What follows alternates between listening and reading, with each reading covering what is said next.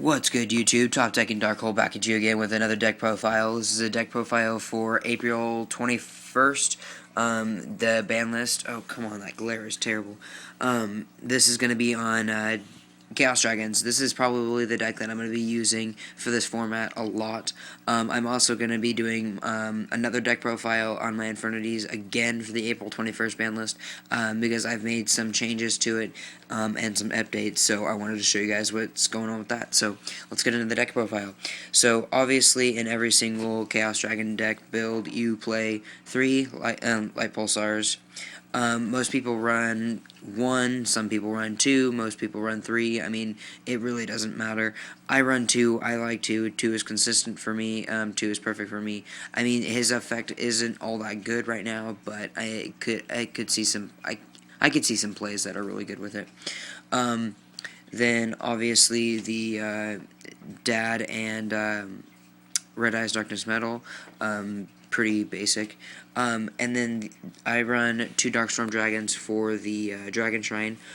His secondary effect isn't good due to the fact that I don't run any continuous spells or traps. So if you want to run like Fiendish Change or something like that, so that you can get off his effect or something, then that's fine. It's up to you. And then the 1 BLS and then 2 Chaos Sorcerers. I've only got 1 right now. Can't find my second one. So that's pretty basic, and obviously the 1 Eclipse Wyvern. I've seen a couple of people run 2 of these, but due to the fact that you're only running, I personally am only running 1 target.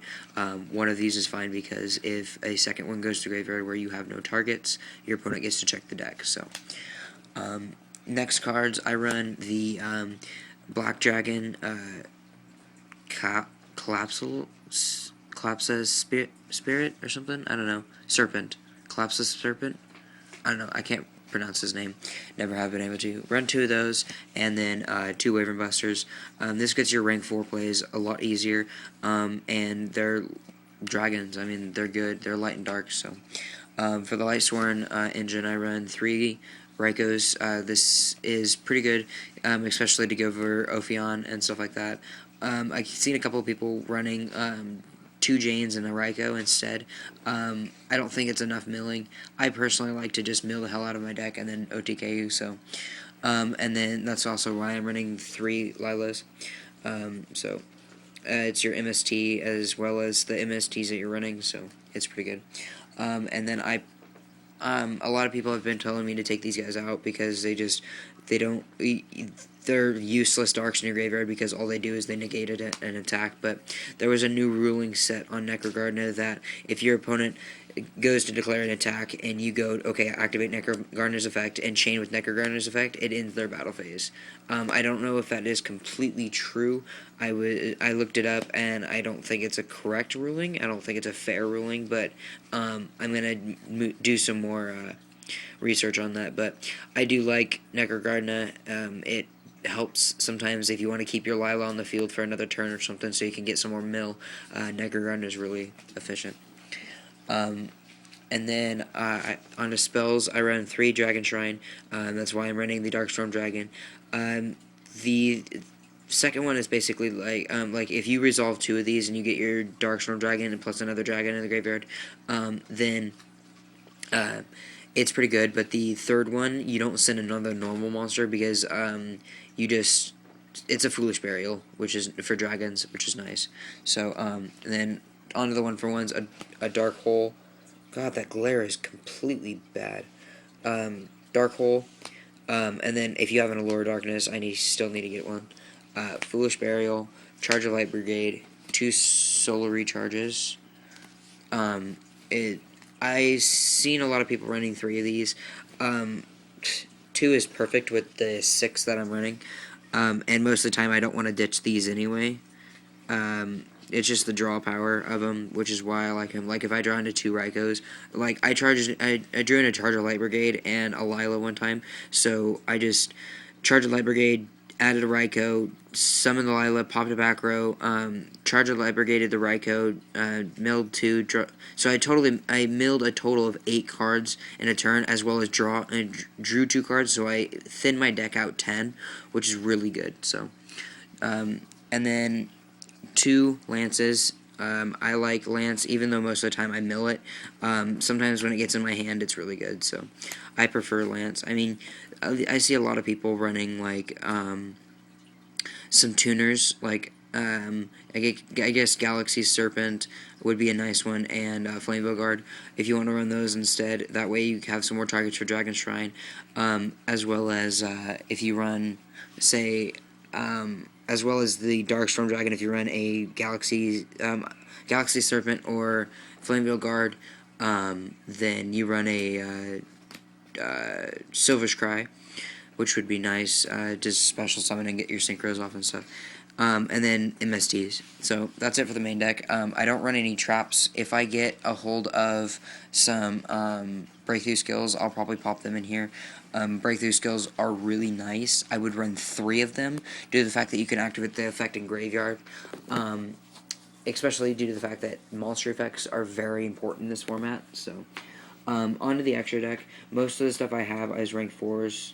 I don't, and rank 5s. I don't have very many rank 6s, but I will let you guys know what to run.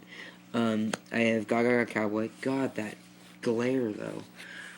I have Gaga Cowboy, Maestroke, Evil Swarm, Roach for the mirror match. I don't see, or if you're facing the Erratic Dragon Rulers, they're very annoying, and Roach shuts them down for a while. So, then the 1 Diamond Dire Wolf, which is good for popping cards, and then the Evil Swarm, Talabros. Like this guy due to the fact that he can't be Veilered. Once per turn, you can detach it. Yeah, he can't be Veilered, so if they try to Veiler him, you just chain his effect. And then he can't be targeted by other monster cards effects this turn. And it's once per turn during either player's turn, so if you're facing Fire Fist, you can get this guy out. If they summon Bear, they can't pop him, because you can just chain the effect. So, and then, just in case, I run the Shark Fortress and the Volcasaurus. You don't get in these guys very often whatsoever. But there's sometimes where you get 2 Dark Flare Dragons on the field, and you just need to go for them. So, I have them in there just in case. And then I run 101, or 102. Number 102. It's 3 level 4 light monsters. It's kind of situational to get out, but I've gotten that out, and it's won me games sometimes, because once per turn you detach an extra material from this card. Target 1 face-up monster your opponent controls, half its attack, also negate its effects. If this face-up card on the field would be destroyed, you can detach all of its extra materials instead. If you do, any battle damage you take this turn is halved. So it's really good, especially if you get it out with the 3 materials, then you activate its effect to target a monster your opponent controls, negate its effect, half its attack, attack over it, and then say next turn they try to destroy it, you just stop it. And then you have a 25 beater on the field. So, and also it's light, so when it hits the graveyard, it's pretty good. And then 1 Utopia, because it's kind of a staple. And then the stuff that I don't have is I don't have an Atomb, a Gaia Charger, or a Photon Strike Bouncer. Those are 3 rank 6s that are actually really good in this deck. Other rank 8s, I mean, if you want to run a rank 8, you can for the Darkstorm Dragons, but I've never been able to get 2 Darkstorm Dragons on the field at one time, so it's not really needed. You can run the Erratic Overlord if you want to. But yeah, that's the deck profile. I don't have a side deck right now, so I don't side deck very often, as you guys know. So please like and subscribe for me, guys. Thanks, Top Deck and Dark Hole, signing out.